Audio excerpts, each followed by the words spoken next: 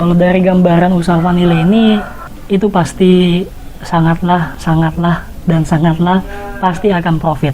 Selagi kita tahu cara budidaya, cara membuahkan, cara produksi sampai proses marketing, penjualan ke luar negeri, ekspor, tidak akan ada namanya tumbang dalam usaha vanili kecuali dia tidak melakukan sistem continue. Aku pernah di Cina ngapain gitu masuk fakultas pertanian. Emang mau jadi petani? Gali-gali tanah, jadi S1. Ngapain sih jadi petani? Jawabannya cuma satu. Kalau nggak ada petani, nggak makan kalian. Itu jawabannya. Kinaan itu akan selalu ada. Karena Indonesia belum banyak orang yang merasakan bagaimana jadi petani sebenarnya. Petani itu dianggap miskin. Tapi kalau nanam yang komoditasnya bagus, harga jual bagus, seperti sawit, mana bisa dikatakan miskin? Itu petani kaya. Perkenalkan, nama saya Geraldi Bonaventura Pinontoan, sering disebut juga atau dipanggil dengan Gary. Saya adalah mahasiswa, saya juga di sini sebagai petani. Salah satu komoditas yaitu komoditas tanaman vanili. Pada saat saya datang ke Bekasi, ada salah satu orang yang menjual hasil dari produksi tanaman vanili. Setelah itu, di sini saya sangat penasaran. Nah, di situ saya coba cari informasi terkait dengan tanaman vanili. Jadi di sinilah saya mendapatkan sebuah peluang. Mulai dari situlah termotivasi kenapa saya pengen sekali punya barang ini, punya buah ini. Dan jadilah kita menanam tanaman vanili mulai dari setek 3 ruas, setek 1 ruas, ada setek 1 meter sampai setek 2 meter.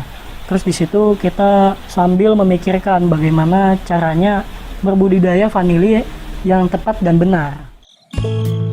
Kalau untuk tanaman lain harus memiliki lahan yang sangat-sangatlah luas. Nah, sedangkan tanaman vanili itu tidak memiliki jarak tanam yang harus sesuai.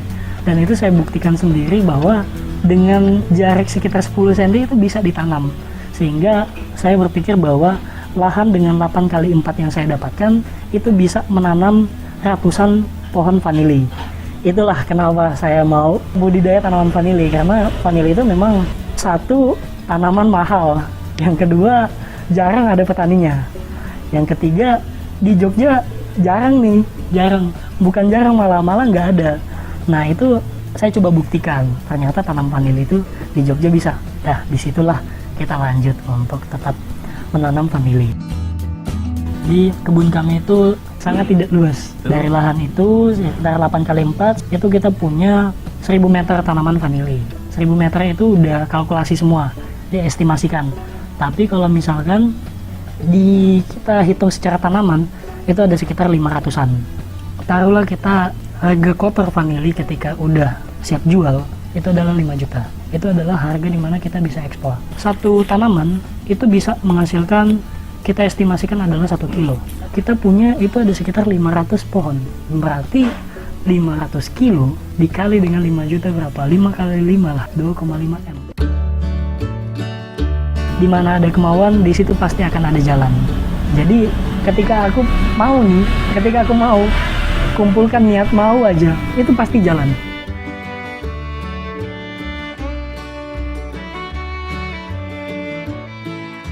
Untuk vanili sendiri itu harganya mahal karena dari proses budidayanya yang sangat rumit, pembuahannya sampai di proses panen dan pengolahan hasil panen. Sehingga itu yang membuat harga dari vanili ini sangat-sangatlah mahal.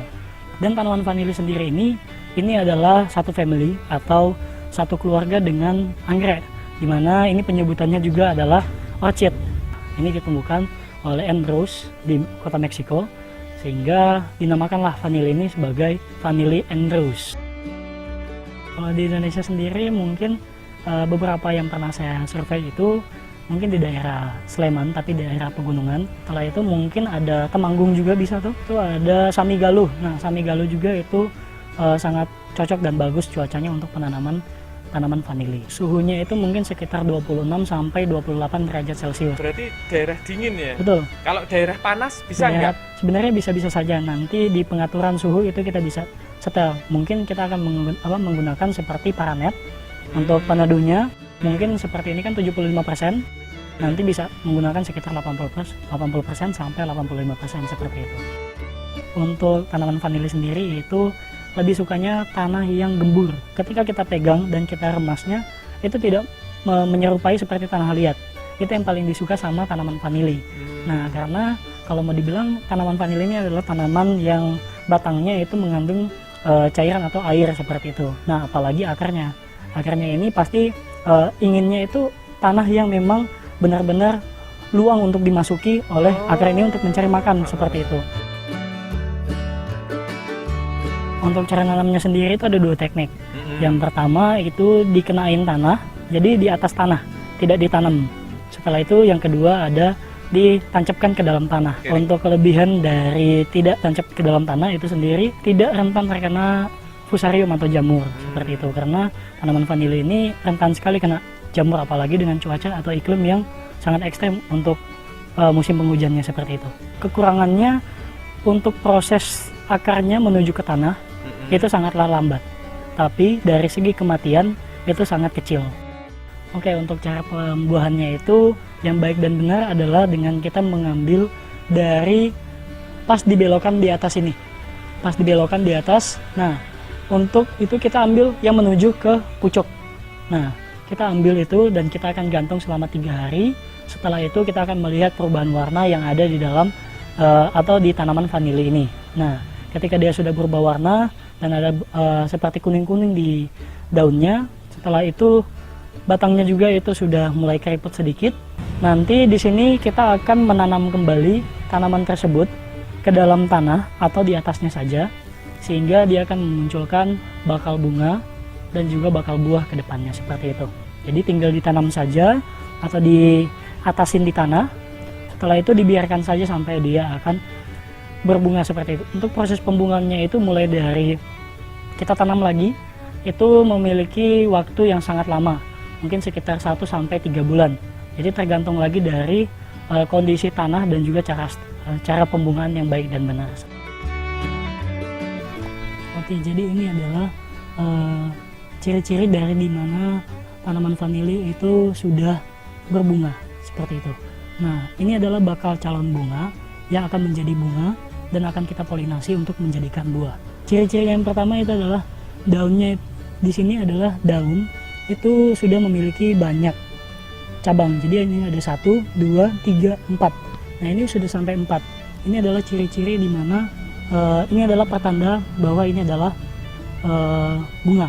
Ada beberapa syarat lagi nih dalam proses agar muncul bunganya. Nah, yang pertama itu jangan sampai penyiraman itu dilakukan ketika tanah masih basah. Itu akan mengakibatkan vanili itu akan bertumbuh menjadi tunas lagi. Jadi bisa kita pastikan itu tidak akan muncul bunga, melainkan itu akan muncul tunas. Jadi pada saat dia sudah memiliki seperti ini tunasnya, bukan tunas, melainkan bakal bunganya yang udah kelihatan di ruas, itu jangan sampai kita siram untuk tanahnya.